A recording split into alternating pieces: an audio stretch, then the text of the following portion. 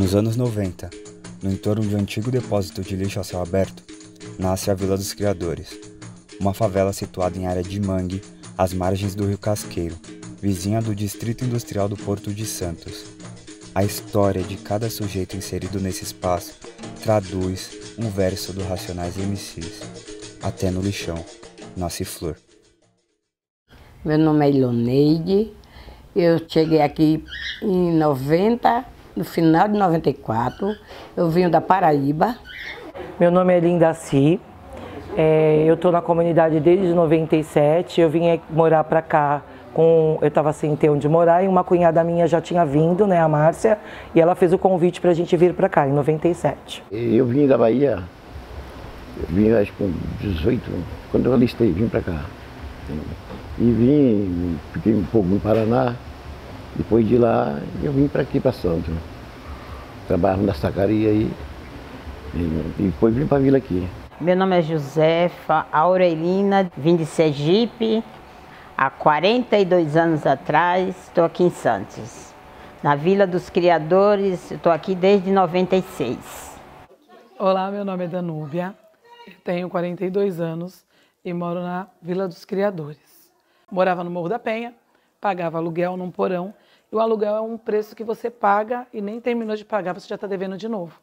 E aqui eu tive a oportunidade de ter a minha casa, pagando em suaves prestações, onde em outro lugar eu conseguiria comprar uma casa dessa forma. Eu morei no Morro da Penha durante muitos anos, aí surgiu uma oportunidade de vir para cá, aí eu abracei para sair até mesmo do aluguel. E meu filho ainda estava na barriga da minha esposa, o mais novinho, que é o Anthony, que vão fazer 8 anos. Eu ia comprar o meu carro, na concessionária ela pegou e falou assim, não precisa conversar. Aí eu, o que foi? Ela falou, estou grávida. Então eu falei, eu não vou morar dentro do carro. O terreno que a gente tinha adquirido, falei assim, o dinheiro que a gente ia investir no carro, vamos levar, era de madeira, vamos levantar de alvenaria. Meu nome é Gisele, tenho 41 anos, eu já estou aqui na Vila dos Criadores 15 anos e eu cheguei aqui meio que caí de paraquedas. Sou Michele, tenho 18 anos, eu sou nascida no Guarujá, morei um tempinho quando eu era bebê na Vila dos Pescadores aqui do lado. Depois minha mãe se casou e a gente veio morar aqui na vila quando eu tinha uns 3 aninhos de idade. E aí desde lá eu moro aqui. Meu nome é Wilson, estou na comunidade aqui uns 10 anos, né? Por aí. Eu vim para aqui, eu não sou daqui, natural de Santos, né? Mas eu vim para aqui, minha família toda mora aqui. Meu nome é Alexandre de Santos Silva, tenho 42 anos. Eu vim para cá em 98, né? Frequentar aqui, morar em 2001. Minha história começou por falta de emprego, né? Eu comecei a trabalhar no lixão. Aí fiz muita amizade aqui, o pessoal daqui sei lá, sem palavras, né? Eu morava em São Paulo e quando eu passei alguns problemas lá, né? Fui despejada de uma outra comunidade que eu morava. Então ali eu fui passando algumas dificuldades na minha vida, né? E minha família, minha irmã que morava aqui embaixo, em Santos. E aí, como ela viu que lá eu era sozinha com os meus filhos, aí ela foi e me pediu para vir para cá, né? Que ela ia me dar um apoio, um auxílio na casa dela. Aí eu vim, porque era a única oportunidade que eu tinha de ter um lugar para morar e criar meus filhos. Tenho 43 anos, moro aqui desde 94, né? Sou mãe de 7 filhos, avó de 4 netos, onde todos foram nascidos e criados aqui dentro da nossa comunidade. E eu cheguei aqui muito nova, cheguei aqui com 10 anos, né? E a minha história é um pouco sofrida, vamos dizer assim. Não só a minha, eu acho que creio de muitos moradores.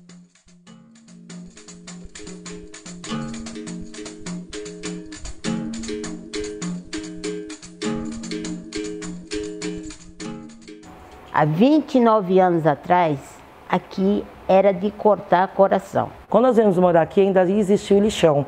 Hoje só tem o transbordo, né?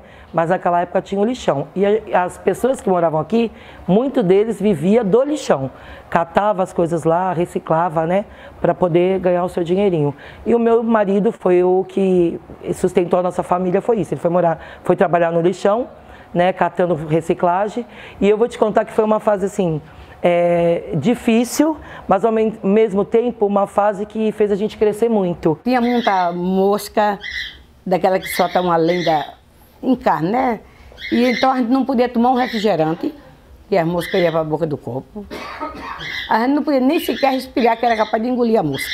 A vila não tinha nada, não tinha água, a gente tinha que buscar água lá na frente. A gente carregava água de tambor, aqueles tamborzão azul. A gente pedia para os meninos que viviam aí pela rua buscar para a gente. Eu, grávida da minha terceira filha, né, da Tuane, carregava carroça de água lá da bica, né, para trazer para casa, porque realmente não tinha uma gota d'água. Para a gente pegar o ônibus do outro lado, a gente tinha que levar um potinho com água para lavar os pés lá fora. A gente andava por cima de palete. Os barracos aqui eram um em cima do outro, coberto com, a maioria era forrado com tapete, com carpete, coberto com carpete por cima, jogava madeira, jogava carpete. Então era uma vida sofrida. A história do lixão me marcou muito, porque eu não fazia compra de utensílios para casa. A gente achava tudo lá. Toalha de banho, cortina, tapete, copo, prato. A gente vivia com tudo que a gente pegava lá. Eu lembro que a gente tinha uns caminhões que eles vinham e eles já traziam as coisas de alimento separada. Vinha lá para vencer ou vencida, eles colocavam na cabine para não misturar no lixo, porque os motoristas sabiam que a gente ia estar lá esperando, né? E a gente chamava os caminhões das boas. Aí eu lembro que eu, minha cunhada Sandra, a gente ficava muito aqui na esquina, né? Esperando o caminhão, e os motoristas já sabiam que a gente ia estar lá. Aí eles traziam Danone, traziam carne, tudo que vinha, que eles separavam para a gente não ter que tirar do lixo, né? Eles traziam para a gente pegava e muitas vezes distribuía, né? Foi uma época muito difícil, mas ao mesmo tempo que trouxe muita coisa boa hoje, né? Meus filhos cresceram aqui, criei todos, e hoje eu trabalho, né? Eles também têm a vidinha deles. Na época a gente viveu muito de reciclagem, por isso eu apoio tanto a reciclagem, sabe? O nome da Vila dos Criadores porque sempre teve animais, gente. Tinha porco, eu tinha mais de 200 porcos na época, tinha mais de 200 porcos. Porco, cavalo, galinha, pato, peru, eu tinha tudo. Aqui começa com bastante criança e vai pelos bichinhos. É porco, é vaca, é cachorro, tudo tem aqui bastante. Tudo tem bastante. Então, se chamar Vila dos Criadores. Porque assim, é uma vila que você cria tudo. Começa das crianças e termina pelos bichinhos. O lixão do Alemoa, como era conhecido, iniciou sua operação em 1972. Ao longo dos anos, serviu como depósito do lixo santista e, ao mesmo tempo, foi a fonte de sustento de muitas famílias em situação de vulnerabilidade social, que reciclavam e aproveitavam os resíduos para consumo. Eu sou José Marques Carriço, sou arquiteto e urbanista, fui professor de urbanismo, fui arquiteto da Prefeitura Municipal de Santos, né, estou aposentado no momento, trabalho na comissão judicial que apoia a rediscussão da sentença de remoção total da Vila dos Criadores, que é uma comunidade situada aqui em Santos. Entrei na prefeitura no primeiro concurso que teve na história da prefeitura para arquiteto, né, que foi em 89, e comecei a atuar no planejamento urbano, né, na Secretaria de Planejamento. E na sequência eu comecei a me envolver com questões habitacionais, porque a Secretaria de Planejamento ela trabalhava a política habitacional, né, junto com a Coab, né, a Coab Santista. Na época, eu, por tabela, né, acabei me inteirando da ocupação ali no antigo lixão, né, o lixão que já está desativado há mais de 20 anos. Né. Meu nome é Marcos Pellegrini Bandini, sou geólogo, aposentado hoje pela Prefeitura Municipal de Santos. eu conheci a Vila dos Criadores na ocupação por volta de 93, 94, pelo contato que tinha com duas das lideranças locais. Eu sou Gabriela Ortega, eu sou advogada popular, eu sou ligada à RENAP, que é a Rede Nacional de Advogadas e Advogados Populares, sou do IBDU, que é Instituto Brasileiro de Direito Urbanístico, e sou diretora de Direitos Humanos da Associação Cultural José Martí, que é onde eu tenho uma atuação mais ativa aqui na nossa região. Eu não sou advogada dos moradores, né? Numa forma clássica, vamos dizer assim. Eu atuo lá, né, dando uma assessoria extrajurídica com eles, né, falando um pouco dos direitos que eles têm, fazendo ali um acompanhamento. E aí eu conheci a ocupação da época, 93, 94, que em torno de 200, um pouco menos de 200 edificações, moradias. E quando eu fui para a regional, atuar na regional da Zona Noroeste, meados de 95, aí acompanhei visitando por várias interfaces que tínhamos de atuação. Um destaque para a educação, para um programa de inclusão de todas as crianças na escola. Era um trabalho até então incomum na região e no Brasil, mas a partir de decisões que hoje estão consolidadas, a gente foi por várias vezes fazer a busca ativa de crianças que porventura não estivessem matriculadas nas escolas. Na época, o governo municipal ele viu com muita preocupação essa ocupação por conta das condições, né, sanitárias, que a população que ocupou estava exposta, né, e ao risco tecnológico, né, porque essa área da cidade ela é uma área encravada naquilo que era para ser um distrito industrial, né. Foi um loteamento privado criado com esse objetivo, mas que, na verdade, é um retroporto, né? Ele tem um conjunto de terminais, né? E muitos deles com armazenagem e transporte de químicos, né? Inclusive combustíveis, explosivos, né? Então, portanto, é uma área que oferece muito risco, né, para a permanência de população. A Vila dos Criadores era das localidades com maiores problemas ambientais e de infraestrutura, de maior vulnerabilidade. Você pode imaginar todas as vulnerabilidades, todas as mazelas possíveis. Problema porque, em parte, o aterro, então, o lixão, como se chamava, um aterro controlado, estava em vias de ser extinguido, também por decisão judicial, mas ainda existia alguma movimentação dos resíduos, né, da cidade, mas em relação à ocupação, a ocupação era muito precária, seja de infraestrutura, e uma grande dificuldade era o abastecimento da água, e existiam ainda criadores, ainda remanescentes de porcos, galinhas, mas que estavam, principalmente porcos, que estavam sendo proibidos.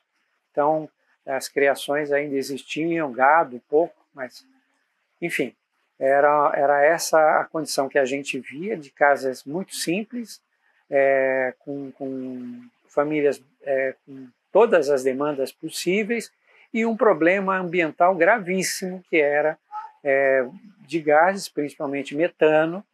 Não existia ainda, não tinha sido finalizado o tratamento do aterro como aterro controlado, então era um lixão com vários problemas de cobertura e de emissão de gases, apesar de já existir alguns queimadores e tal.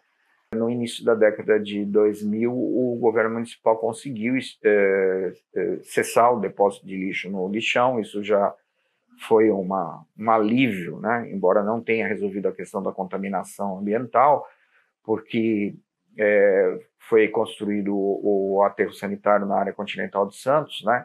E a Vila dos Criadores,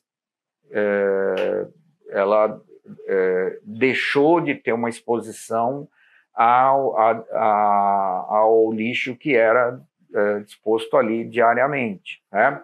Mas esse lixo que foi disposto durante décadas ali não foi removido, né? Simplesmente houve a cessação da disposição de lixo lá. Então, todos os produtos, né, que um lixão gera, né, o principal dele é o chorume, que é altamente tóxico, muito mais tóxico que esgoto, né, que um esgoto in natura, ele estava lá armazenado e produção de gases, né, enfim. Depois que o lixo saiu, a dona Pilar ficou com a gente. O lixo foi para o Sítio das Neves e dona Pilar ficou cuidando disso aqui. E a gente começou a trabalhar eu comecei a trabalhar no lixo limpo, trabalhei 14 anos no lixo limpo, 14 a 15 anos. Trabalhei 2 anos na Coca-Cola e agora eu trabalho com a minha filha. Dona Pilar deu uma assistência muito boa para a gente aqui. Ela não queria que a gente fizesse casa, mas também ela não queria deixar a casa cair da gente. Ela sempre falava, não faz casa, que vocês vão sair daqui, mas não deixa a casa cair. E eu levei muitos anos para fazer minha casa, está com 5 anos que eu fiz minha casa, porque só esperando sair, ninguém nunca saiu, nunca veio tirar a gente. Quando foi tomada a decisão, por conta de uma sentença, uma decisão judicial de remoção, foi dado um acompanhamento social, era a Coab que o fazia, não era a administração regional acompanhava, mas era a Coab que dava suporte do ponto de vista social. Foram criados programas na mesma época. Por exemplo, eu me recordo de um deles, que era o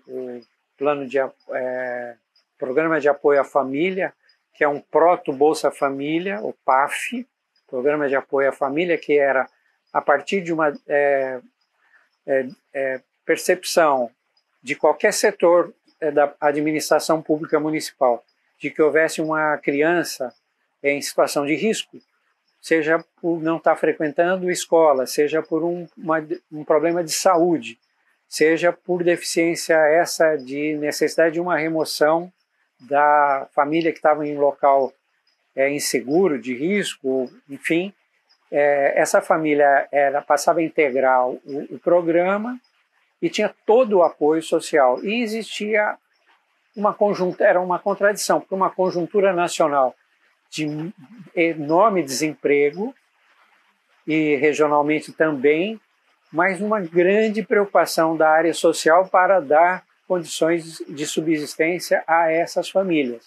Durante o governo Davi Capistrano, que foi entre 93 e 96, na época ele negociou um terreno na zona noroeste, que é onde tem um morro, né, um morro isolado, que todo mundo ele chamava Morro da Boa Vista, depois passaram a chamar de Morro do Ilhéu, né, e o Davi começou a negociação com a CDHU, né, que é a responsável do governo estadual pela construção de conjuntos habitacionais, para construir um conjunto habitacional, né, nessa área do Morro do Ilhéu, com o objetivo de receber toda a população da Vila dos Criadores, né? Quando terminou o governo do Davi em 96, eu acompanhei a última tentativa de conter, né, a ampliação da ocupação. A administração regional da Zona Noroeste, inclusive, fez uma campanha de desmonte de barracos que tinham sido construídos ainda sem ter gente habitando, né, para tentar controlar essa ampliação, porque estava na expectativa de ter uma solução habitacional, né. Na sequência, assumiu o prefeito Beto Mansur, né, que concluiu essa negociação com a CDHU, né, e a CDHU começou a construir e terminou a construção do conjunto com cerca de 580 unidades, né, no Morro do Ilhéu. Mas, ao contrário da expectativa, a decisão do prefeito foi dividir a demanda do conjunto, né, metade Vila dos Criadores e metade um movimento de moradia, né, que reivindicava também ser atendido. Né? Essa foi uma decisão histórica, na minha opinião, e crucial para não ter conseguido extinguir a Vila dos Criadores naquele momento, porque quando todas as famílias que ocuparam os apartamentos do Ilhéu saíram da Vila dos Criadores, ficaram outras tantas, né? E ao longo dos anos, com o descontrole total, né, da ocupação, que caracterizou principalmente a atuação da prefeitura durante a década de 2000, né, explodiu novamente a ocupação da Vila dos Criadores. Quando saiu os apartamentos, levaram, eu acho que umas 400 pessoas, ficou 200, foi 202, foi 204 moradia. Aí esqueceram da gente aqui de novo. Porque, para onde foi o meu apartamento? Porque eu tenho a senha. A minha senha é 202. Eu tenho um documento do CDHU. Eu tenho a senha que é 202. Para onde foi meu apartamento? Que quando chamou todo mundo, cadê o meu? Não tinha. Eu falei, para onde se eu estava na contagem? A partir de 96, com a interrupção, com o novo mandato, o executivo paralisou todo o processo. Paralisou o controle, inclusive, de ocupação. Eu não posso afiançar, mas muito provavelmente, por omissão, no mínimo, eu já relatei isso, acabou permitindo que as mais famílias retornassem ao local, e os números dizem por si só. Em 96, remanescentes na área, em 31 de dezembro, na minha conta, eram menos de 40 famílias remanescentes. Falei muito com o Beto Manso, só pode dizer assim, Beto Manso foi ruim. Beto Manso pode ter sido ruim, mas para essa favela aqui não. Isso aí eu falo dele, porque ele nunca foi ruim para essa favela. Porque tudo ele mandava para aqui, acredita? Até o enxoval de Érica, de Lia, quem deu todo foi Beto Manso. Mandou ali pro colégio. Para a mãe que não tinha condição, ele mandou. A comida não faltava. Aí foi quando veio os uniformes, que a gente não tinha uniforme. A gente tinha que comprar. Aí ele começou a mandar o uniforme para as crianças. Então, para a favela, para aqui ele não foi. Eu não importa o que ele fez lá fora, se foi bom, se foi. Eu sei que para mim, para aqui ele foi ótimo. Foi o meu prefeito ótimo, foi ele. E dos outros eu não tenho o que falar. Tá bom. Tudo tá bom. Para mim, tudo é ótimo. Esse senhor, ele é um dos responsáveis pela descontinuidade de várias políticas. E eu vou citar três, além da Vila dos Criadores, duas outras localidades que existiam ou uma estratégia de controle bem severa, Caminho São Manuel. No São Manuel, o Caminho da União, aliás. O nome era Caminho da União, que tinha em torno de 60 famílias. E o outro é o Morro da Caneleira, a ocupação do Morro da Caneleira, onde se fez tinha um número significativo de famílias, mas se buscou uma solução habitacional, onde as pessoas compraram o terreno e, a partir daí, o empreendimento foi paralisado. Então, esse senhor, enquanto prefeito, ele não tinha nenhuma preocupação com a área social, e por um mistério da natureza, o que era negado ao Executivo pela Justiça, pelo Ministério Público naquela época, era muito rigoroso, com razão, passou a ser, no mínimo, omisso. A Sabesp, por exemplo, era negada a ligação de... Não ligações individuais, mas, por exemplo, pontos para abastecimento da água. Eram assim. Pois bem, era a forma mínima de dar alguma benfeitoria. A Caneleira tinha 6 bicas pagas. A partir do governo dele, de repente, as pessoas passaram a ter ligação individual. Foi muito bom. Entretanto, o empreendimento habitacional foi paralisado, morreu, acabou. Então, transcorridos 30 anos, as pessoas continuam morando em precaríssima condição. O empreendimento teve um problema judicial, sem dúvida, teve problema judicial, mas não era prioridade. O Ilhéu Alto mesmo, até hoje, não tem a regularização concluída. foi entregue a... Foi um esforço enorme, mais do CDHU do que do Executivo, concluir o Ilhéu Alto empreendimento. Quando concluiu o Ilhéu Alto, esse cavalheiro, esse senhor que foi reeleito, ele começou uma briga em tese era com a CDHU. Então colocava na conta do CDHU que já era responsabilidade do Executivo. Então não internalizando o empreendimento como espaço urbano da cidade. Então cabia à população ou bancar ou então ficar num jogo. A culpa é do Estado, quando em grande parte a responsabilidade, não é culpa, a responsabilidade era do Executivo. Essa população, como eu já disse, ela explodiu, né? E o maior crescimento aconteceu na década de 2010. Imagens aéreas que a gente tem, né, demonstram que houve uma explosão maior ainda na década de 2010 da população residente na Vila dos Criadores. E eu acho que foi muita perversidade o que fizeram com a Vila dos Criadores, de deixar eles lá largados, sem nenhuma política pública, e foi fácil, porque eu não posso fazer porque tem uma decisão judicial. Então ainda ficou na conta do judiciário, né, a impossibilidade de atender a comunidade. A Vila dos Criadores tem 4 décadas de existência. Ainda que todos esses anos representem a violação dos direitos sociais presentes na Carta Magna, também significam o nascimento e crescimento de gerações, a construção de laços e o sentimento de pertencimento enraizado no coletivo. Depois do trânsito em julgado, que é a hora que acabou, né? Você tem que cumprir. Essa ação ficou 8 anos parada. O Ministério Público teve algumas tratativas com a Prefeitura, mas a Prefeitura não avançava na resolução de nenhum item da condenação. Então, em 2019, o Ministério Público ingressa no juízo pedindo o cumprimento da sentença, que seria uma segunda fase do processo. Você sempre tem uma sentença, e sendo procedente, você tem que requerer o cumprimento da sentença. E aí o Ministério Público requer esse andamento processual, né, o cumprimento da sentença. A Prefeitura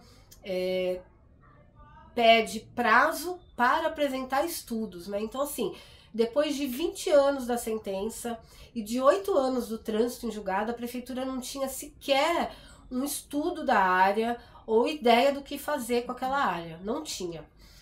E o Ministério Público pede para ser executada a multa de R$5.000 por dia. A Prefeitura pede 1 ano, né, para apresentar estudos. E aí o promotor fala, olha, tá noticiado na tribuna que a Prefeitura recebeu R$120 milhões de contrapartida do Grupo Mendes.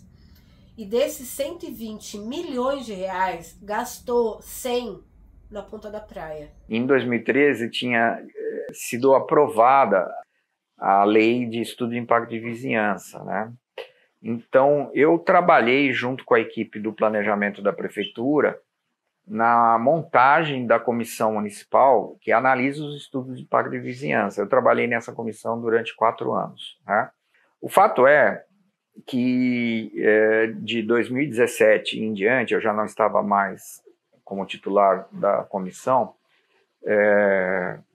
a Prefeitura começou a adotar um procedimento de aproveitar os estudos de impacto de vizinhança para obter recursos para direcionar para equipamentos, construção ou equipagem de equipamentos públicos, né, ou obras públicas e tal. Isso, de certa forma, né, gerou, na minha opinião, uma distorção do uso desse importante instrumento de política urbana que é o estudo de impacto de vizinhança, porque eu avalio que o mais importante é você usar, mesmo se for para obter recursos do empreendedor para uma medida compensatória, você usar como forma de minimizar o máximo possível os impactos que aquele empreendimento vai provocar, né? Inclusive no Estatuto da Cidade, no artigo que fala sobre o estudo de impacto de vizinhança, fala que as medidas elas têm que ser direcionadas para a população vizinha, né? Estudo de impacto de vizinhança. Bom, o fato é que, pelo que eu sei, já teve trinques TRINCs são os termos de medidas, né? De medidas mitigadoras e compensatórias, né? Que cada empreendimento tem que celebrar junto com a prefeitura, né? Então, quando o estudo finalmente é aprovado, é assinado esse termo, que é uma carta de intenções, e depois tem um outro termo, que é o termo em que as medidas sendo aceitas pelo empreendedor, ele assina o aceite, e por fim, depois que as medidas são implantadas, se elas forem implantadas corretamente conforme o combinado, ele recebe um certificado de que elas foram implantadas. Olha, a prefeitura recebeu um dinheiro dos TRINCs, né, que é a contrapartida da usina, e em vez de usar essa contrapartida da usina de lixo, que tem tudo a ver com a Vila dos Criadores, lá usou aonde? No emissário submarino. Então você vê, é uma visão. Dinheiro tem. É aonde você quer colocar esse dinheiro. Uma coisa que a gente escutava muito assim, quando a gente pedia para o poder público, qualquer melhoria aqui dentro. Não pode porque tem uma sentença transitada e julgada de remoção. Não pode por causa disso. Mas sempre veio verbas para cá. E onde era colocar essas verbas? Na praia, né? Nos pontos turísticos. Nunca chegava aqui porque não podia. E aí, nesse contexto, né, a doutora Fernanda Mena, né, assume, então, a vara da Fazenda e dá um novo sentido para esse processo. Né? Foi o momento que ela instaurou a Câmara Judicial para cumprimento da sentença, que eu julgo que foi uma decisão inovadora. A gente deve se debruçar, estudar para que outros casos como esse, né, sejam instaurados no nosso ordenamento jurídico mesmo, né? A nova juíza que atua com esse processo, né, que é uma pessoa que também tem uma extrema sensibilidade social e ambiental, né? Ela observando, né, e sentindo que se ela executasse a sentença, ia ser um desastre social, né, porque as famílias não iam ter onde morar, né, ela preferiu um caminho negociado, né, então ela, a partir de modelos de negociação judicial que ela já tinha acompanhado em outras cidades, né, eu me lembro bem que Florianópolis foi um dos casos, né. Eu lembro dela ter comentado um caso na Lagoa da Conceição, em Florianópolis, né? E aí ela decidiu adotar essa experiência aqui também. A Câmara Técnica, ela acontece dentro do processo judicial, né? Ela é composta, então, pelas partes, que é o Ministério Público e a Prefeitura, e diversos outros atores, né?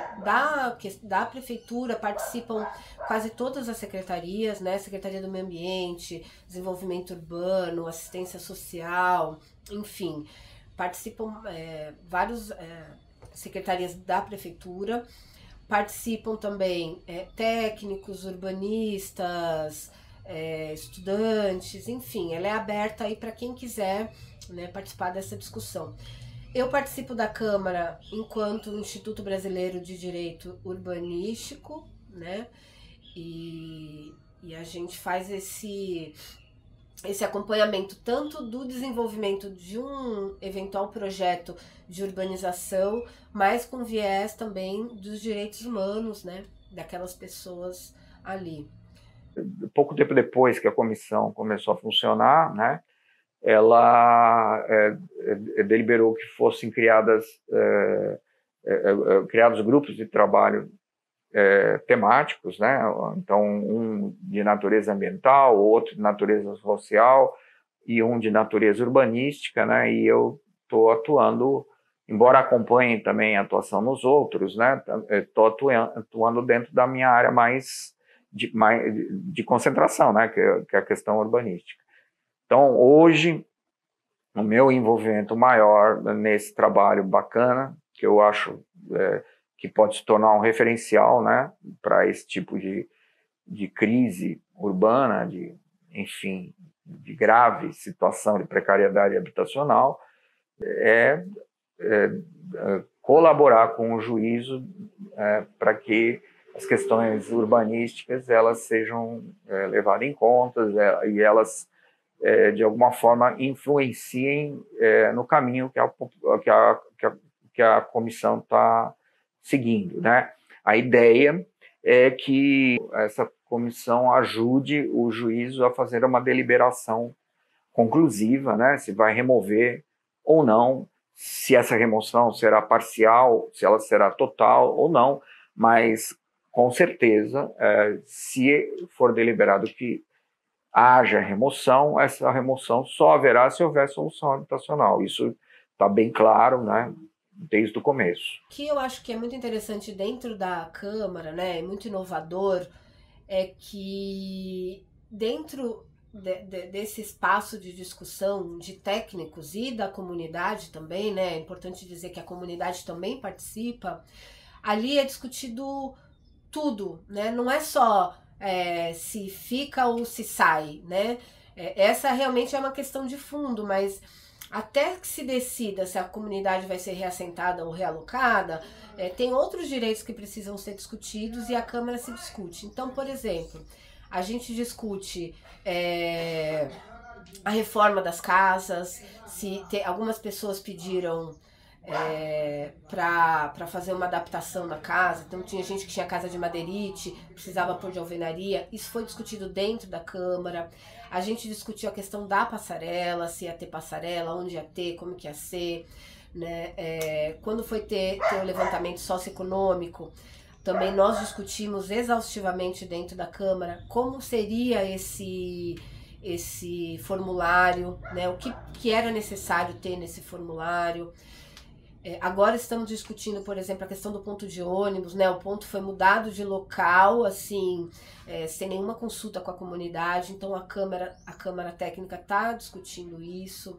A gente discutiu se a fábrica de blocos poderia continuar ou não, a questão da Rainha da Sucata. Então isso é muito legal, porque você discute coletivamente, né? Você tem aí uma governança participativa e também a participação da comunidade, né? Eu acho que isso é muito rico. Você vai ensinando para eles também, né?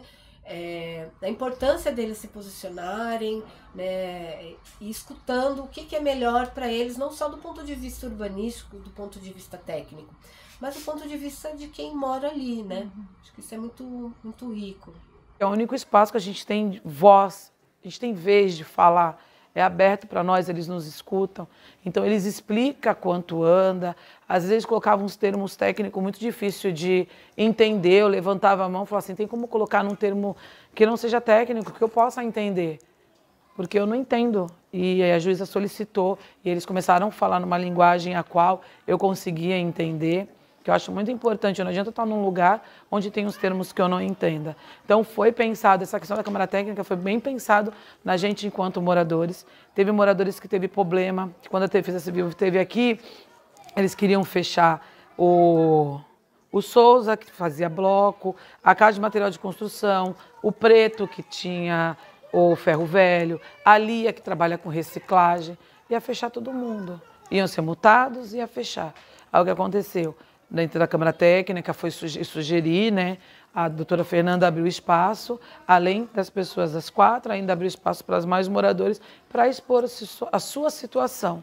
Então o Preto teve vez e fala, e aí ele não foi multado, ele não perdeu espaço, a mesma coisa o Souza, a mesma coisa a Lia, então todos estão trabalhando dentro da comunidade, da mesma forma que trabalhava, dentro do que foi pedido e foi estipulado, reunião com a pessoa, depois foi feito, depois dela passar da Câmara Técnica, foi feita uma reunião à parte. Então você vai trabalhar com a reciclagem, você vai trabalhar dessa forma, assim, assim, assim. Se você sair disso, aí você vai ser responsabilizado. E as pessoas estão trabalhando conforme foi feito. Então a Câmara Técnica, ela nos abraça hoje de uma forma muito boa. A gente não tem muitas estruturas para nada, né? A gente faz tudo manual, não tem estrutura para guardar meia reciclagem, é coberto a lona. Pessoal, a gente tem que pegar tudo puxando com a enxada, enche sacos, coloca na mesa, esvazia a mesa, puxa carrinho, joga lá fora, então é tudo muito sofrido. Então chega dia de sol, dia de chuva, se tornava pior ainda. Então eu falei, vamos parar. E daí um certo dia, eu estava aqui chorona, como sempre, né? Só aí que até me chama de chorona. Ele me ligou e perguntou, o que você tem? Eu falei para ele primeiro uma situação financeira horrível que eu estava passando, e depois eu falei que eu ia parar de trabalhar. E ele falou assim, calma aí. Daqui a pouco ele me ligou e falou, olha, vou te mandar um link onde vou pedir para você participar de uma reunião e você vai colocar a sua situação, o que está acontecendo. Me deu um link, eu pedi ajuda da Danúbia, a Danúbia me ajudou, e eu entrei nessa reunião, e o que eu pedi para eles foi... Eu não queria dinheiro, eu queria trabalho, para mim poder trabalhar e ajudar as pessoas que trabalham comigo. Hoje eu estou com 14 pessoas trabalhando comigo. E demorou alguns dias e a ajuda chegou, graças a Deus. Graças a meu bom Deus. Sou muito grata, primeiramente, a Deus. Segundo, a todos que estão em minha volta. Estou aqui hoje com 12 famílias ajudando, trabalhando. É o nosso primeiro mês, depois que a juíza nos ajudou, né? A gente já viu uma certa mudança. O pessoal está trabalhando bem tranquilo, bem feliz, porque a gente está colocando tudo que a gente tem de esperança e de fé e de amor. Que a gente trabalha com aquilo que ninguém quer, o que jogam fora. Mas que o que é lixo para os outros, para mim, é meu ganha-pão. É o que traz meu alimento para minha casa, a mesma profissão que ela, o mesmo poder que ela, que chega aqui, não tem quase, meu Deus do céu, e fala com a gente com arrogância, com aquele jeito. E ela não, ela vem com aquela simplicidade, ela abraça, ela beija, ela pisa na mesma lama que a gente, e ela não tem aquele negócio de falar assim, eu sou a juíza, eu sou melhor que vocês. Não, ela é igualzinha a gente. E ela escutou vocês, né? Ela tá escutando a gente com todo o amor do mundo, né? Uma coisa que eu acho que foi muito interessante quando foi instaurada a Câmara Técnica, né? Que a doutora Fernanda Mena, ela tem a seguinte posição. Olha, existe uma decisão para a retirada das pessoas e a recuperação ambiental. Só que se passaram 20 anos. Em 20 anos, muita coisa aconteceu. É quase uma geração, né? O meio ambiente mudou, a vida daquelas pessoas mudaram. Como é que agora nós vamos simplesmente, depois da inércia, tanto do judiciário quanto do poder público, remover as pessoas sem dar a elas, né, o direito de participar dessa decisão, né? Então a doutora Fernanda falando, bom, já que não fizemos nada, agora nós vamos escutar a comunidade, né, fazer um novo levantamento ambiental, que ao fim e ao cabo é a coisa mais importante, porque o estudo ambiental que ia dizer se pode ficar ou não. Então, essa que foi, acho que uma virada de chave da doutora Fernanda, falando, não, 20 anos não fizemos nada, a prefeitura não fez a instalação de um equipamento público sequer, né? Tudo ali é precário, não tem creche, não tem posto de saúde, não tem nada ali. E fez isso, né, com um aval, né, vamos dizer assim, do judiciário, porque a prefeitura se valia de, olha, temos uma decisão que eu não posso fazer nada. Então ela não fazia nada, mas a parte que era para ela fazer, que era remover as pessoas e realocar num lugar seguro, ela também não fez, né? Então ela fez aquilo que era conveniente para ela, não fazer nenhuma política pública e deixar as pessoas morando de forma indigna. Então a Câmara falou, bom, agora nós vamos escutar aquelas pessoas, né? E é isso que a Câmara tem feito nesses 2 anos aí de trabalho. Essa comissão, né, desde o começo, ela começou a atuar no sentido de reivindicar uma série de estudos para tomar as decisões, né? Um dos primeiros e mais importantes foi a contratação pela prefeitura de um estudo ambiental, né? Então a prefeitura contratou uma consultoria que examinou todo o acompanhamento ali da extinção do lixão e tal, foi lá, enfim, fez uma campanha de investigação na área. Eu vou resumir, né, bastante, mas o relatório deles apontou que não havia contaminação superficial mais, né, mas o subsolo, a subsuperfície, né, tinha que ser monitorada, porque ainda havia bolsões de gás, né, metano, né, produzido pelo aterramento de lixo, que poderia entrar em combustão dependendo da situação. Então, se alguém cavocar e aquele gás escapar e tomar contato com algum produto ignitor, né, ele vai poderá até explodir, né? Então, uma das coisas que está sendo feito agora pela prefeitura é abrir um processo licitatório para ter um monitoramento dos gases. Apontou algumas questões relativas à precariedade, da drenagem e tal, que se a decisão for pela permanência da população, isso vai ter que ser resolvido, né? Porque drenagem e um aterro, mesmo que adormecido ali, não combinam. São duas coisas que não combinam, né? Uma drenagem superficial e sem condução, né, adequada, né? Não tem guia, não tem sarjeta, não tem, né, galeria, né? Então, teria que ter uma solução para isso, para a água de chuva não se misturar com o aterro que está lá, né, adormecido.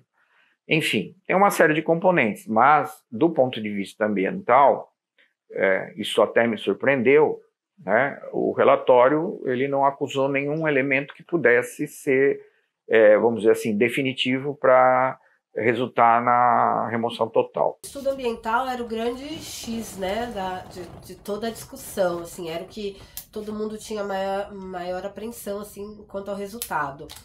E o estudo foi um estudo muito simples e que concluiu que a área é passível de ocupação tanto para residências quanto para comércio, tá claro, e que o único risco seria a ingestão de água subterrânea. E como não há ingestão de água subterrânea, logo não tem risco. Então foi exatamente esses os termos do estudo ambiental.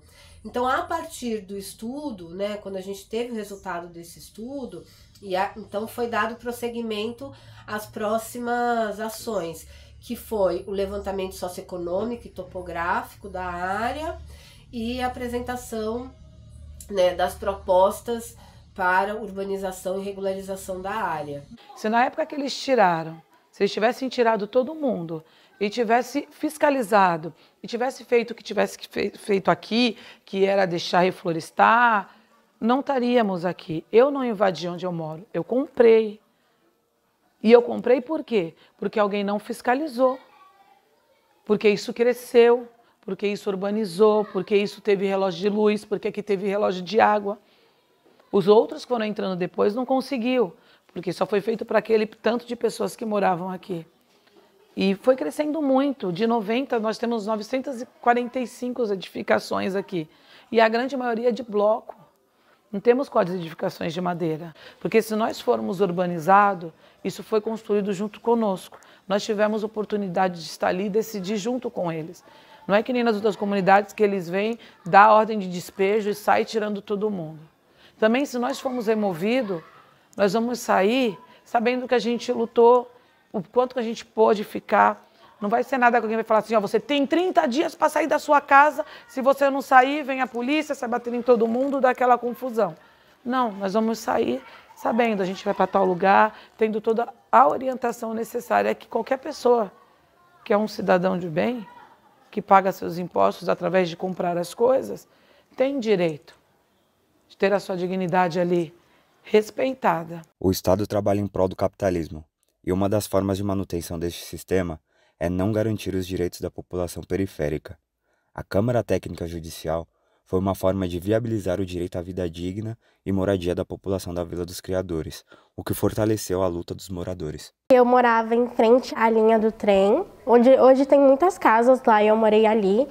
E tinha uma vala, que hoje é tampada, mas antigamente era aberta. E a minha casa era metade para frente no solo e metade para trás dentro da vala. E aí era uma semi-palafita. E aí a prefeitura falou que aquilo tinha que ser liberado, as casas que tinham ali na frente, porque estava interrompendo a via da vala e tal, da passagem, acumulava muito lixo. Então, muitas casas ali começaram no processo de destruição. Então, eu lembro quando eu era pequenininha que a minha casa foi toda destruída, e aí eu tive que morar de aluguel numa casa do lado, que tipo, era só uma estrutura assim pra gente ficar, por enquanto que a casa era destruída. A prefeitura basicamente mandou a gente para um terreno, eu e várias famílias, pro terreno lá do campo, que era um terreno aberto, não tinha nada. E aí a gente foi construindo as casas ao pouco. Basicamente meu padrasto fez um quarto, né, assim, com algumas coisas destruídas que já tinham lá, era restos de uma casa, não sei o que era. E aí ele fez um quartinho, a gente ficou nesse quartinho e foi aos poucos construindo a nossa casa de hoje. Demorou bastante tempo aquele processo. Eu lembro que minha irmã tinha 1 aninho quando a gente se mudou pra lá, e a nossa casa foi ficar pronta só quando ela tinha uns 5 anos, 6 anos, por aí. A gente é visto por algumas pessoas lá fora como uma escória, é o que eu vejo, como ali, ó, dá uma cesta básica, dá uma ajuda para eles lá, é uma forma de calar a boca e achando que não tem ninguém que estuda, que corra atrás, acha que as pessoas são todas mal informadas, e não. Tem muita gente que luta por eles aqui, continua lutando, traz outras pessoas para poder ajudar e mais ainda fazer eles acreditar neles mesmos. Porque muitas das vezes a gente está tão acostumado a viver a base do tranco, no empurrão, que tudo está certo. Às vezes a gente nem para pensar. Ah, você me deu isso? Tá bom, hoje tá bom, mês que vem tu vai me dar outro. E é isso que alguns poderes públicos querem que a gente seja. Mudo, cego e surdo. Eu perdi uma vez uma vaga de emprego porque eu dei o endereço de morar aqui. Eu não consegui trabalhar. A hora que eu falei o endereço, a moça mudou totalmente, porque ela já estava conversando comigo. E aí eu percebi que eu tinha perdido o emprego por causa disso. Porque eu disse que morava no lixão. Então isso, assim, a gente sofreu muito preconceito. As pessoas acham que ter dinheiro, condições,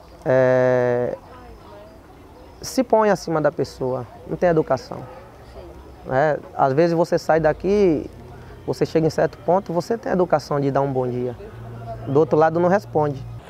Eu fico muito emocionada quando eu falo disso, porque a Vila dos Criadores foi um divisor de águas na minha vida.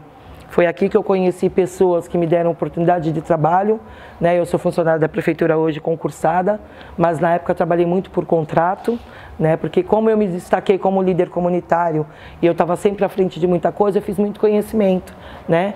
Então a gente estava sempre disposto, brigando junto com a comunidade com o que precisava. Teve momentos que tiraram casas, colocaram casas, e a gente sempre junto. O pessoal me acolheu quando eu vim para cá, é amizade, é amigos, aonde você vai, todo mundo conversa contigo, brinca, dá risada, e é uma família, né?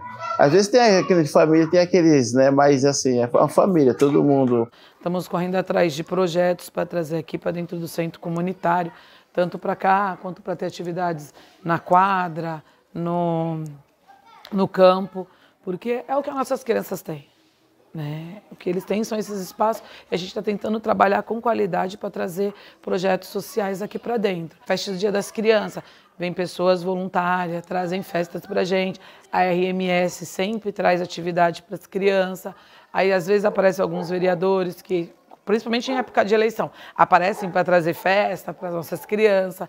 Tem pessoas que às vezes não vêm porque quer, vem todo ano. Tem ONG que vem, ajuda. Páscoa também. Sempre a gente corre atrás para trazer chocolate para nossas crianças. E depois agora que a gente está montando a associação, né, muitas coisas estão mudando. Mas as festas também continuam, né?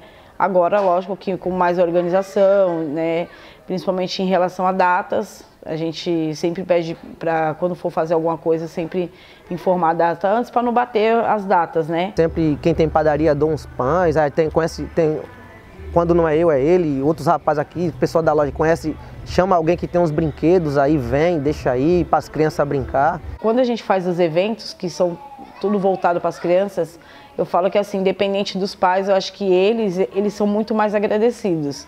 Então, cada vez que tu faz alguma coisa em prol a eles, o olhinho deles brilha, o agradecimento, eles vão passar dias, meses e eles vão falar assim, obrigado tia, ô tia. Então, sempre tem esse lado. Então, a gente acaba fazendo não pelos pais, mas sim porque a gente quer que o futuro deles mude, né? Que tenha um futuro melhor, que não se repita, né? O que muitas das vezes aconteceu na vida dos pais, que isso não venha a se repetir, que tenha um futuro melhor do que o deles, né? No início, quando eu comecei a cuidar dos animais, eu quem trouxe o pessoal da Codevida para cá, né? Como eu levava os meus bichinhos para lá, então eu via que eu tinha, né, disposição para levar. Eu me dedicava a isso, mas eu via que muitas pessoas daqui não tinham a mesma disposição que eu.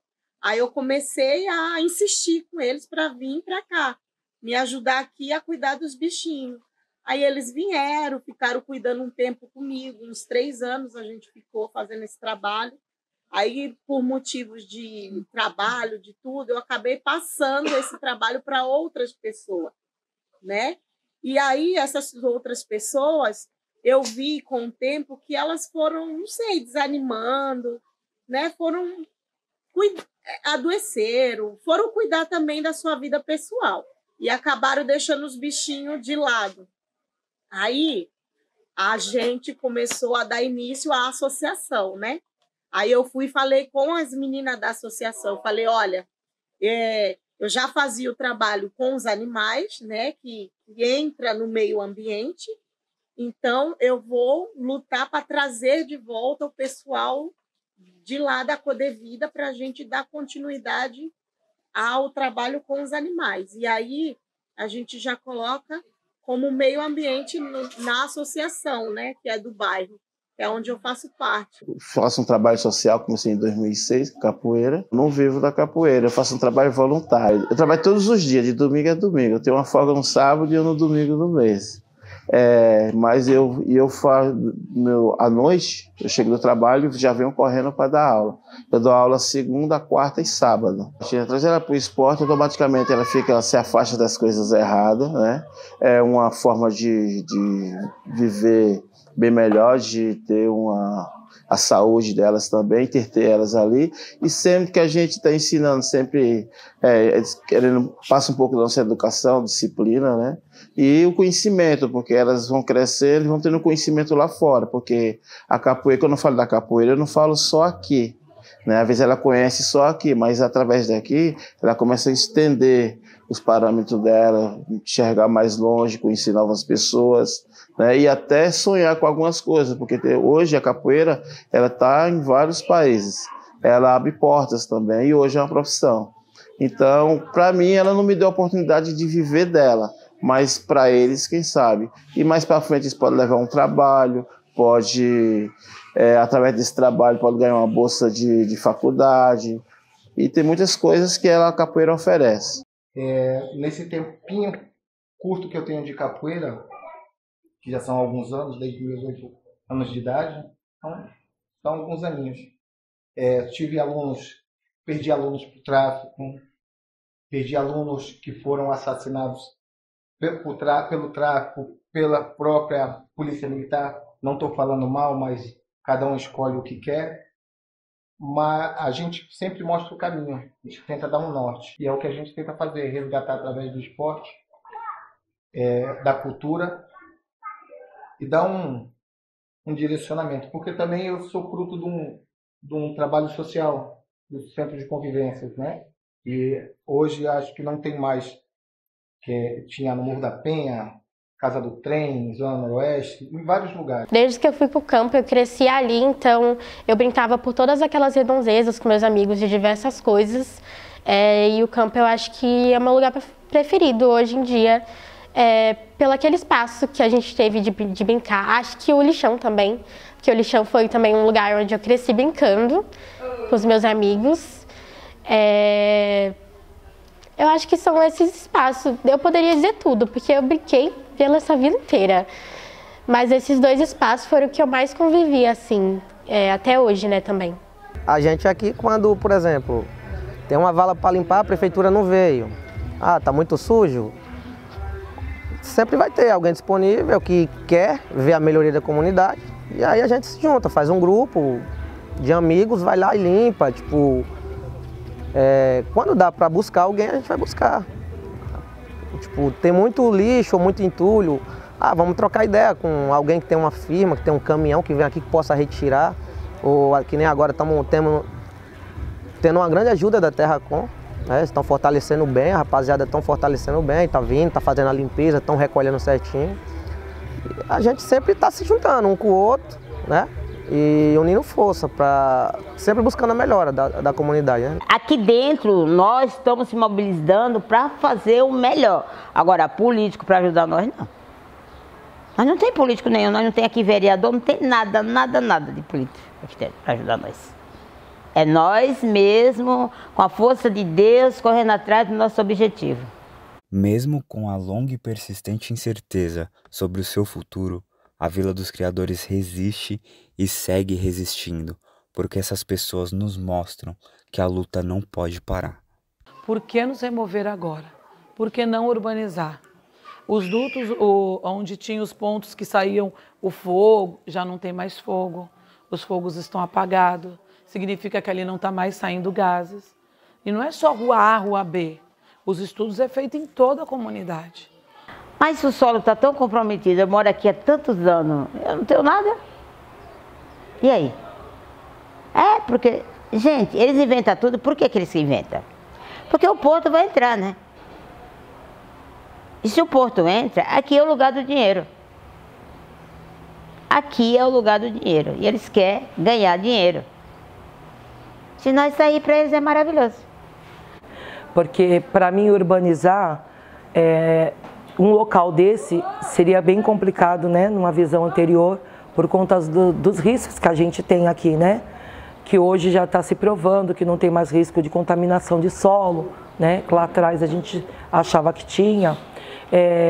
Então se focou muito agora numa passagem para a gente ter acesso, porque a Vila dos Criadores, ela na verdade ela é escondida de tudo. Nós não temos saída, é a entrada da linha e o fundo é maré. Então assim, duto de Petrobras, um incêndio aqui dentro, eu acho que a gente não escapa. Então a gente precisa ter um acesso, a gente precisa ter por onde sair daqui. Se vai urbanizar, então que urbanize com segurança, né? Dando uma passagem para a gente conseguir seu acesso de ambulância, acesso de carro. Por quê? A ambulância você chama agora e ela demora horas para chegar. Se tiver caminhão, não consegue acessar aqui dentro. E a gente tem muito receio de que uma pessoa morra aqui dentro porque não consegue ser socorrido, né, por falta desse transporte livre, né? Porque, não sei se vocês conhecem, aqui o acesso das empresas tem caminhão dia e noite. Sábado e domingo às vezes é mais tranquilo, mas a gente precisa que uma ambulância esteja aqui de uma emergência, um SAMU, né, o próprio bombeiro. Querendo ou não, meus filhos cresceram aqui. E se perguntar assim para eles assim, vocês querem sair? Quem não quer? O meu pequeno, ele fala assim, mãe, eu quero criar um cavalo. Onde tu vai criar um cavalo?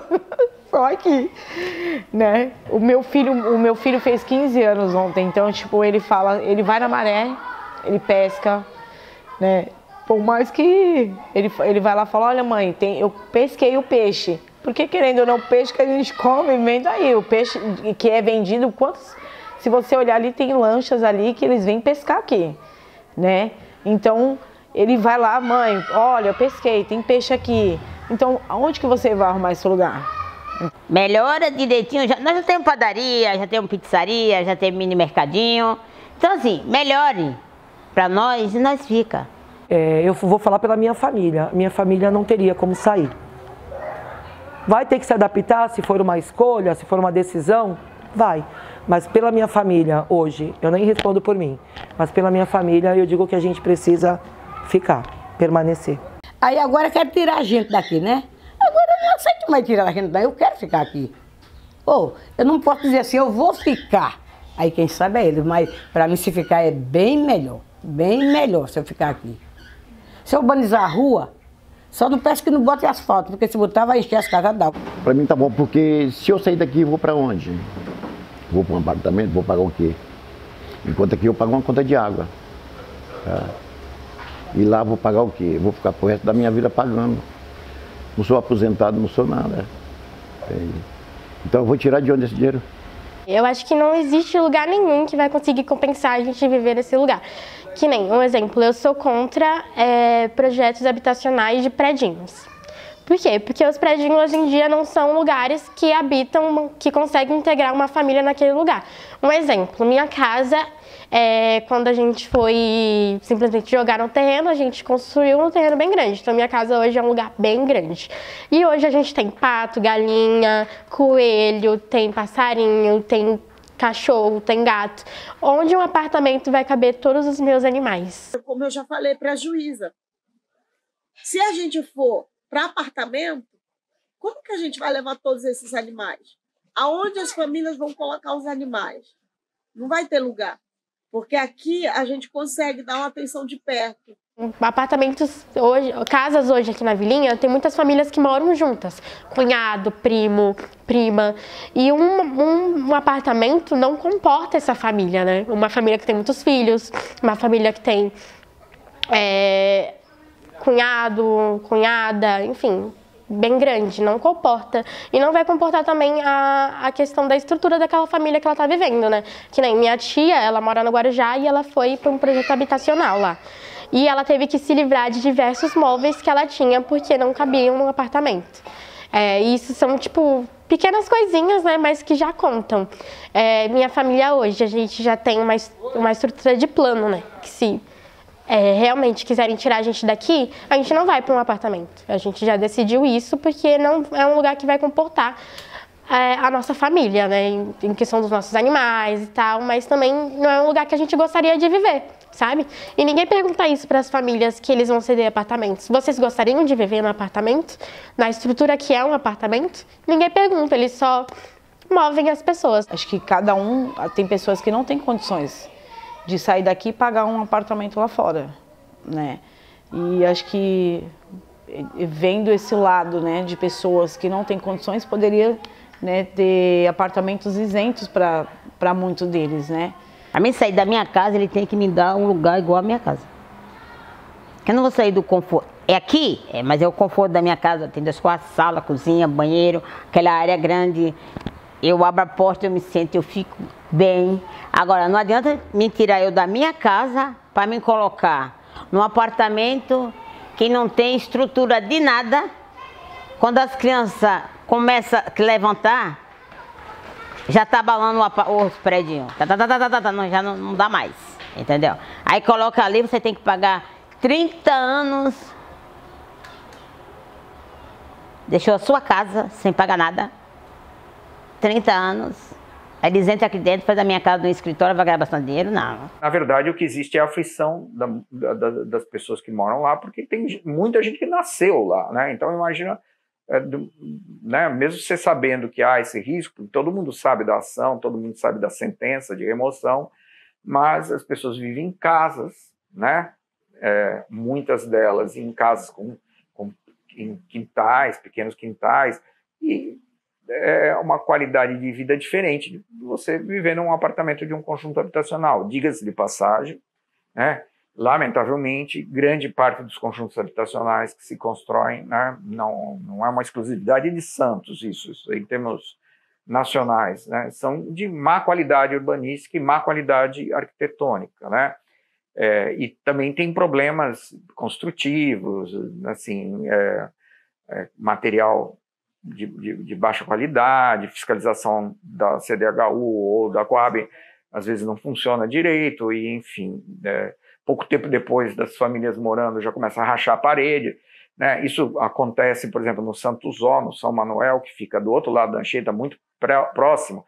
Então as pessoas, né, sabem dessas coisas, então elas não aceitam. Eu compreendo completamente essa posição que é majoritária, né? Foi feita inclusive uma pesquisa socioeconômica, né, a pedido da comissão lá, e foi feita uma pergunta para a comunidade, né, se as pessoas aceitavam uma solução de remoção para um conjunto habitacional, e, se não me falha a memória, um pouco mais de 1/4 das famílias aceitaram essa solução, aceitariam essa solução, né? Pode ser que se surja uma solução habitacional legal, né, e uma parte seja removida para lá, isso transforme a forma de pensar, né? Se batesse o martelo e tirasse a gente, falar que vai tirar todo mundo, eu acredito que não precisaria ser construído da forma que foi construída essa centro comunitário. Não teria uma visão de outras pessoas lá fora a nos ajudar. O que nós precisamos da urbanização, de um trabalho de conscientização, que primeiro tem que ter dos pequenos, para que venha amanhã mais tarde não seja tão sofrido, né? Porque os mais velhos, a gente pode fazer um trabalho de conscientização, mas muitas das vezes eles não vão aceitar. Eu cresci assim, tá bom para mim, os próximos que vêm que se viram. E a gente teria que quebrar isso. Não fosse dessa forma. É isso que eu tento fazer com os meus alunos na capoeira. É isso que eu passo para ele. É relatado. Será que vai sair? Será que eu posso fazer uma melhoria? Por que a prefeitura não investe? Né? Beleza, eu entendo que a causa daqui é antiga, né? Mas eu acho que a gente está bem evoluído. E estamos bem encaminhados também para a gente dar continuidade ao nosso projeto e seguir com a nossa vila. A prefeitura, ela acenou com a elaboração de alguns estudos de alternativa, né? Um de remoção total para o Jardim Piratininga, em áreas que são ocupadas por empresas, né? E aí teria que fazer uma operação de permuta de áreas com essas empresas, eventualmente para a área que a Vila dos Criadores ocupa. Mas eu, sinceramente, essa solução, do ponto de vista dos acessos, não é muito melhor, muito mais adequada do que a situação atual, né? Não resolve inteiramente, né? A única coisa é que a comunidade ficaria ao sul da ferrovia, né? Mas ficaria do lado de uma rodovia, aliás, entre duas rodovias, né? Entre a Bandeirantes, que é o antigo caminho, né, que subia para São Paulo, que vai para Cubatão, e a Via Anchieta, né? Também não acho adequado.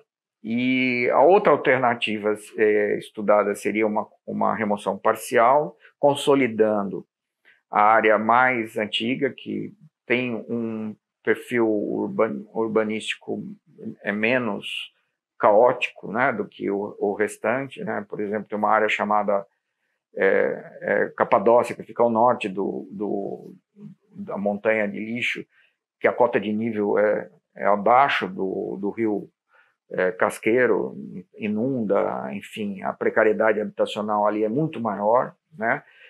E tem a área ao sul que fica do lado do transbordo, eu já comentei aqui, né?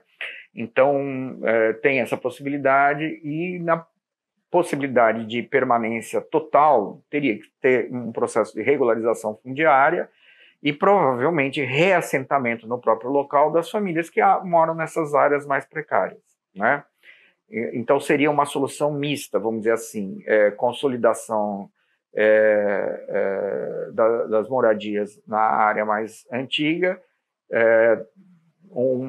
talvez um esforço para substituição dos barracos de madeira por residências de alvenaria nessa área, e uma construção de conjunto habitacional pela proposta da prefeitura ao norte da montanha de lixo, né? Bom, e a outra solução é a da remoção total para uma outra área que aí teria que ser estudada. Então, e outra coisa, eles não têm onde colocar a gente. Não tem lugar aqui em Santos mais. Por que eles vão mexer numa coisa que já está tudo, né? Só eles melhorarem, entendeu? Agora eles vão ter que fazer uma estrutura, fazer bastante, porque é muita casa que eles vão fazer. Fica uma reflexão. Será que em Santos não tem espaço para construir casas para a população pobre? O que o poder público tem feito com as áreas demarcadas na cidade, que são destinadas exclusivamente para as moradias de baixa renda, as ZEIs? Há um conflito grave que tem sido cada vez mais intenso e as EIs começam a ser, na prática, desmontadas. A estratégia de utilizar-se das EIs para a provisão habitacional e para a regularização também. Se olhar nessas duas frentes, se pensar também em regularização, como que passados de 96 para cá, quantas áreas foram regularizadas das EIs? Efetivamente foram equacionadas para uma situação nos morros, equacionada uma situação de risco e consolidada uma população com toda a infraestrutura e com titularidade e tal. Quantas? A gente está vendo uma desgravação de EIs em Santos e no Brasil inteiro. Está tendo um movimento, se vocês pesquisarem, em várias cidades do Brasil, as EIs estão sendo vendidas, né? É uma vergonha. Tudo que a gente conseguiu nos anos 80, 90, a gente está perdendo. Em determinado momento, e bem no começo da Câmara, né, existiu a discussão de uma eventual remoção para a Vila Piratininga, né? E aí, nesse contexto, também se discutiu a questão das EIs, né? Uma parte da Câmara achava importante gravar, né, tanto deixar o Piratininga como os EIs, quanto gravar a Vila dos Criadores como os EIs.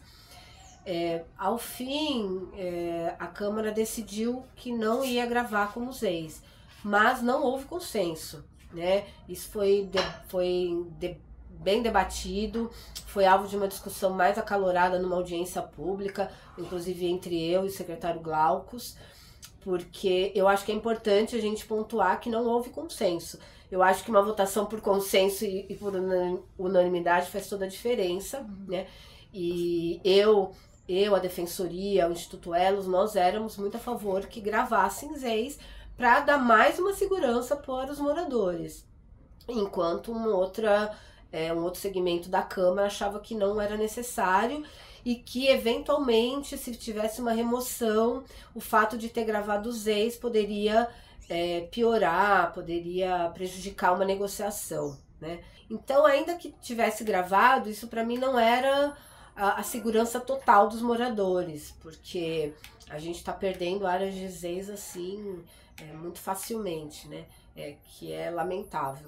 Resumindo a história, tinha que se olhar pra gente melhor, bem melhor, entendeu? Então minha vida é em Santos e tipo, as pessoas não são objetos para que eles peguem as pessoas e mudem para outra cidade, né? E a vida daquela pessoa, sabe? Ninguém se importa com isso. Então eu acho que ninguém vai conseguir compensar se quiserem tirar a gente daqui. Sei os planos que eles têm para cá, sei porque eles querem tirar a gente, né? É óbvio. Mas eles não vão conseguir compensar a gente. E é isso, eles nunca conseguem compensar nenhuma família por todos os anos que são causados a elas, né? Eles não se importam em compensar também. Essa é a verdade. Aqui as pessoas vivem há muito tempo, muito antes de eu nascer, né? Muito antes de eu vir pra cá já existiam pessoas aqui. Eu cresci aqui, muitas pessoas cresceram aqui, crianças estão crescendo aqui. E aí elas gostam de crescer aqui. A gente só pede uma qualidade de vida digna, né? Só pede para que a gente seja respeitado enquanto moradores de Santos. Muitas pessoas não se veem como moradoras dessa cidade, né? Muitas pessoas falam, eu moro em Cubatão. Né? Elas não moram em Cubatão, elas moram aqui em Santos. A Vila dos Criadores é um bairro de Santos e a gente pede para que sejamos respeitados como moradores de Santos. E que seja um investimento que é investido em outros bairros, que seja investido na gente também, né? Porque é um direito nosso. Então, soubesse para que tenha respeito. Eu penso que o direito à cidade, a gente parece que voltou a falar bastante disso, né? A questão do direito à cidade. E eu queria ressaltar que o direito à cidade ele deve ser discutido, analisado, né, pela luz dos direitos humanos. Ele não pode ser uma questão apenas técnica.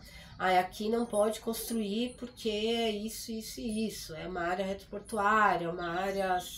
Não, ele tem que ser analisado à luz dos direitos humanos daquelas pessoas que estão vivendo ali. Existem técnicos, né, que são inclusive do campo mais progressistas, que não concordam com o assentamento das pessoas na Vila dos Criadores. Mas, como eu falei no começo, são 20 anos que aquelas pessoas ficaram abandonadas, né? Será que agora a gente não vai escutá-los, né? Não vai analisar, não vai levar em conta? No mundo ideal, talvez não fosse recomendado que tivesse comunidades no centro, né, encravadas nas áreas portuárias. Mas nós não estamos no mundo ideal, infelizmente. E remover a Vila Lemoa, remover a Vila dos Criadores, remover o São Manuel, para onde? Será as pessoas que vivem numa casa que elas levaram uma vida para construir, porque as casas nas comunidades elas demoram décadas para ser construídas, né? Geralmente é um barraco de madeira, depois é de alvenaria, aí bate uma laje, aí faz em cima, aí o filho casa, faz outra, né? Faz outro andar. Então são casas que demoram anos. Aí você vai remover essa pessoa e vai levar ela para um apartamento, sabe-se lá onde.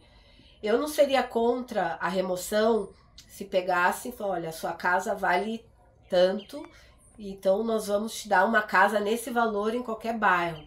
Mas o que a gente vê é a remoção das pessoas mais, né, vulneráveis, mais pobres, dessas áreas, para levar para uma área pior, mais longe, em apartamentos mal construídos, pequenos, que não tem uma infraestrutura. Então, nesse sentido, eu sou contra. Eu acho que o porto não para de bater recorde de importação, exportação, armazenamento, né? E só que eu me questiono o que fica do porto para nós. Santos é uma cidade portuária ou é uma cidade que tem porto? Né? No sentido que nós temos um porto, mas não somos uma cidade portuária, porque a gente não fica com esse lucro, né, do porto. Nós temos graves problemas de educação, de saúde, né? A saúde aqui em Santos tenta marcar uma consulta, demora. Meu pai está esperando há mais de 1 ano e meio para marcar um exame de pulmão. Então, assim, a gente tem problema de saúde, tem problema de educação, tem problema de moradia, a gente tem a maior favela de palafita do país. Então, eu acho que, infelizmente, nós nos tornamos uma cidade que tem um porto, mas nós já fomos uma cidade portuária, né? E quem ergueu essa cidade foram os trabalhadores portuários, que agora, como tudo é máquina e computador, eles não servem mais ao porto. Então, eles estão sendo descartados enquanto trabalhadores e descartados enquanto cidadãos para ir morarem longe do centro que eles ajudaram a construir, né?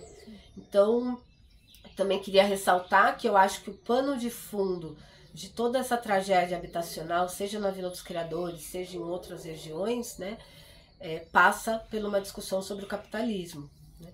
E eu faço sempre uma apresentação, às vezes nas comunidades, e aí faço a pergunta, é possível a gente equacionar o problema da moradia dentro do capitalismo? Né? Enquanto a moradia for uma mercadoria, como um celular, como um livro, a gente vai conseguir resolver, né? Então, fica essa questão. Perfeito. Diante do futuro incerto da Vila dos Criadores, é fundamental priorizar a escuta ativa e a participação direta da comunidade nas decisões que vão interferir em seu destino. Independentemente do desfecho, a participação popular não deve ser apenas simbólica, mas o ponto principal, permitindo que as famílias afetadas contribuam ativamente na busca de soluções ecológicas e ambientalmente sustentáveis, preservando seu modo de viver e sua cultura. Além disso, é dever do Estado garantir o que determina a Constituição Federal de 1988. Os direitos devem ser garantidos, começando com realocações adequadas, investimento em infraestrutura, acesso a serviços públicos e condições que permitam a reconstrução de vidas de forma digna.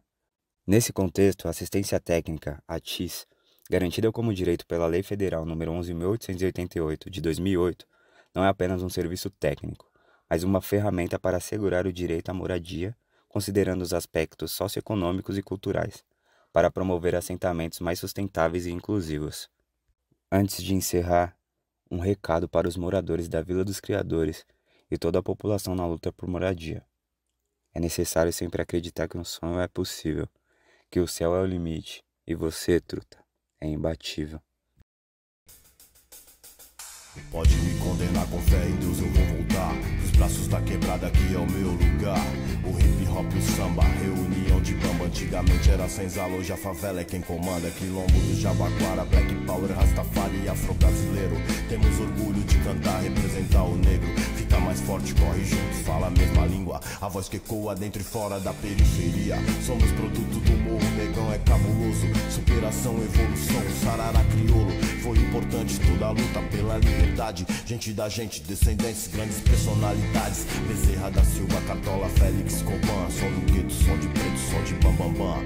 Prepararam este cenário, é nós que tá fazendo a rima. Arte radical, família 013, Baixada Santista.